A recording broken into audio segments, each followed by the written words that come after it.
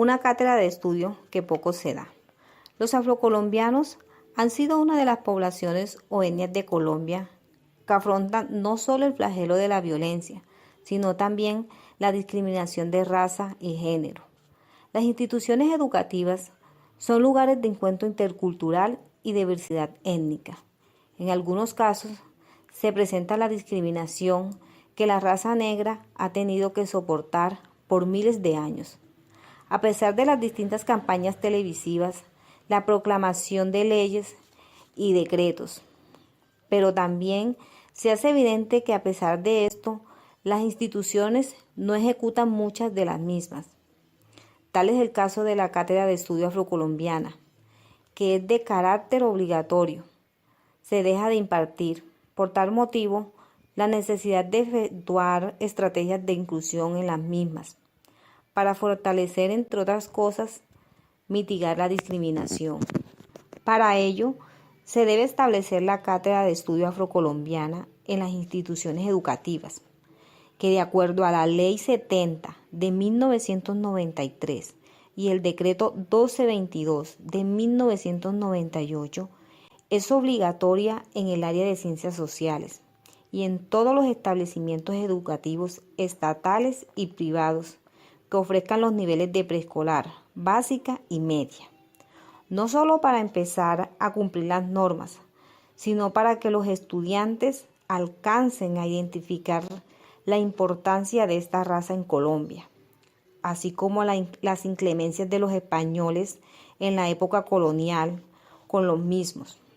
Con esto se pretende crear conciencia y promover acciones de inclusión étnica, como disminuir situaciones de discriminación hacia ellos. Como recuento, se puede hacer inferencia de las poblaciones que ocupan el territorio colombiano. Hoy día, la multiculturalidad, etnicidad y diversidad son términos que usamos para referirnos a nuestros semejantes. Tal palabra debió tomar sentido hace mucho tiempo, pero que lastimosamente hoy día aún no logramos comprender. Hagamos énfasis en las etnias afrocolombianas, descendientes directos de los esclavos negros traídos de África. De aquí su nombre. Aproximadamente el 25% de nuestra población pertenecen a esta cultura, el cual están presentes en más de 800 municipios, pero cuyo foco se presenta en las principales ciudades del país, tales como Medellín, Cartagena, Bogotá y Cali, entre las relevantes y sobre todo en la región pacífica. De acuerdo a nuestra historia, los esclavos buscaban su libertad y desarrollaron, entre otras cosas, su propia lengua, la cual utilizaban para comunicarse entre ellos y despistar a sus amos. Los esclavos se escapaban de los españoles para internarse en la selva y desde ahí planeaban la forma de alcanzar la libertad. A los esclavos que lograban escaparse fueron llamados cimarrones. Los lugares que construían en las selvas, montañas, para esconderse y protegerse, se conocían como palenques.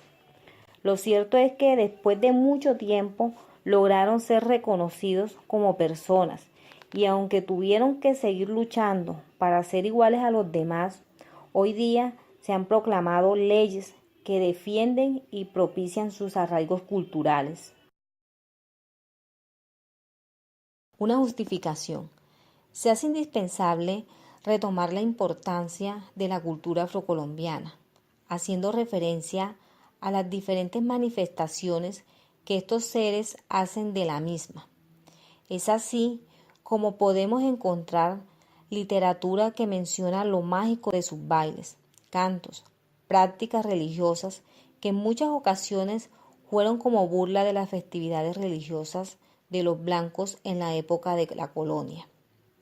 Los afrocolombianos han alcanzado su reconocimiento gracias a las luchas que ellos implementaron a través de los movimientos sociales, del imperialismo que los grupos armados al margen de la ley impusieron sobre ellos en algunas regiones de Colombia. En ocasiones masacrados y en mejores condiciones, desplazados de sus territorios. Un pueblo mágico. Una de las prácticas milenarias del hombre ha sido el uso de las plantas para curar enfermedades. Si tocases pensar en el origen de la medicina, seguro las plantas tienen la respuesta. Recordemos que las plantas son esenciales en la vida del hombre, dado que en la cultura afro, una de sus manifestaciones es la curandería, práctica ancestral originaria de los esclavos africanos, y que en África es muy común. Se trata del conocimiento curativo de las plantas, su uso para mejorar la salud de quienes sufren algún padecimiento, tales como mordedura de culebra.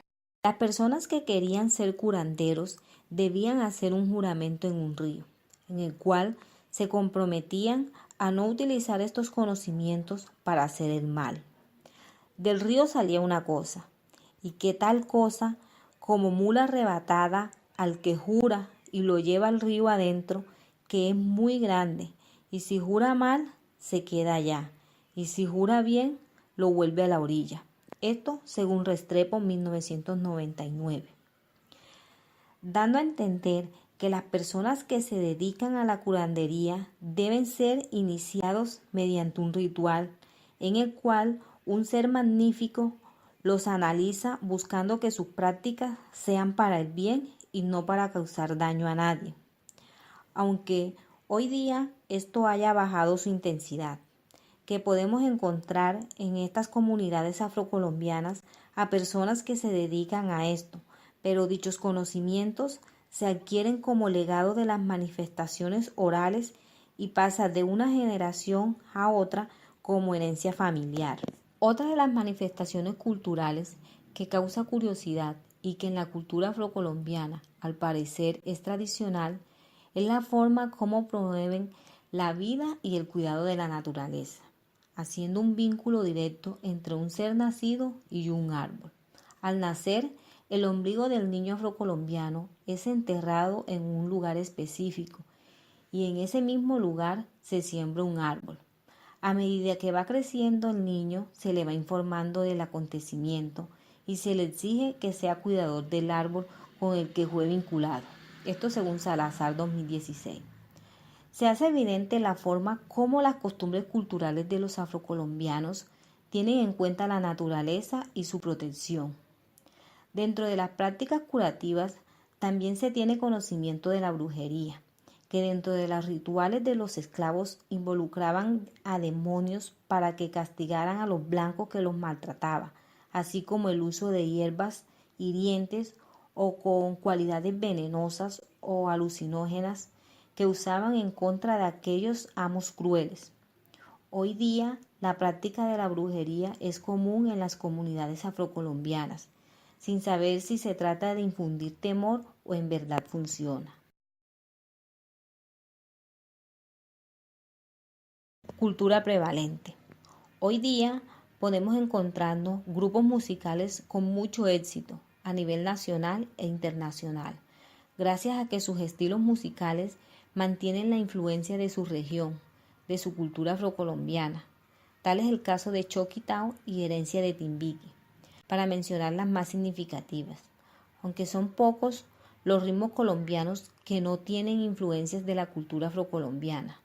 La música se ha convertido en una forma de preservación de la cultura con grandes potencialidades y para la cultura afrocolombiana esta ha tomado mucha relevancia. Muchas de las festividades que en algunas regiones de Colombia se llevan a cabo tienen tintes de la cultura afrocolombiana, las cuales se mantuvieron o retomaron de las que hacían los esclavos en la época de la colonia.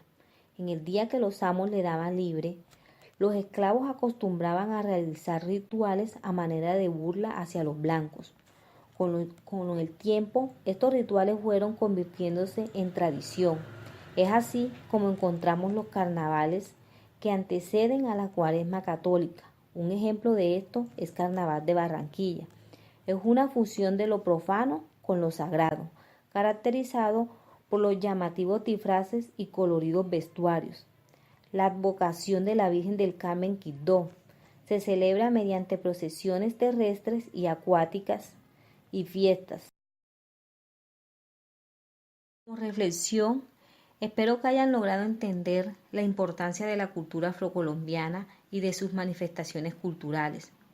Se espera que cuando vuelvan a relacionarse con algunas de estas personas entiendan que son comunes y corrientes, como ustedes o como yo, que su color no es razón para ser excluido, sino por el contrario, digno de orgullo, porque al final Colombia es un país diverso, pluriétnico y multicultural, donde todos cabemos con nuestras diferencias.